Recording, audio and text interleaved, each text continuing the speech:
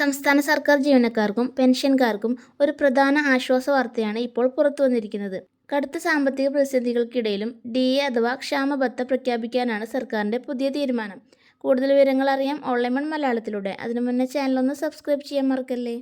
സംസ്ഥാന സർക്കാർ ജീവനക്കാരുടെയും പെൻഷൻകാരുടെയും കുടിശ്ശിക ഇനത്തിലുള്ള DA ഗഡുക്കളിൽ 2% അനുവദിക്കാനുള്ള തീരുമാനത്തിലേക്ക് സർക്കാർ നീങ്ങുകയാണ് എന്നാണ് ഏറ്റവും പുതിയ വിവരം.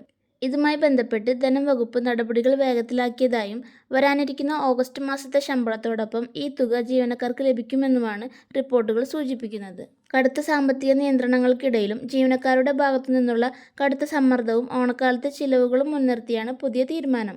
ഈ വർഷം ഓഗസ്റ്റ് അവസാന വാരമാണ് ഓണം വരുന്നത് എന്നതിനാൽ തന്നെ ജീവനക്കാർക്ക് നേരത്തെ ശമ്പളവും മറ്റ് ഓണക്കാല ആനുകൂല്യങ്ങളും വിതരണം ചെയ്യേണ്ടതുണ്ട്.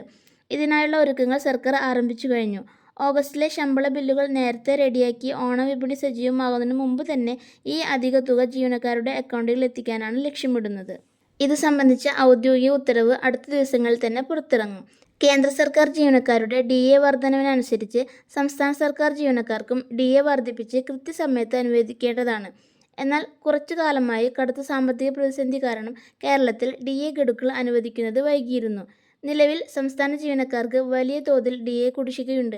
അതുകൊണ്ട് തന്നെ ഇപ്പോൾ പ്രഖ്യാപിക്കുന്ന 2% ഒരു പരിധിവരെ ജീവനക്കാർക്ക് ആശ്വാസമാകുമെങ്കിലും കുടിശ്ശിക പൂർണ്ണമായും തീർക്കാൻ ഇനിയും ഗഡുക്കൾ അനുവദിക്കേണ്ടി വരും.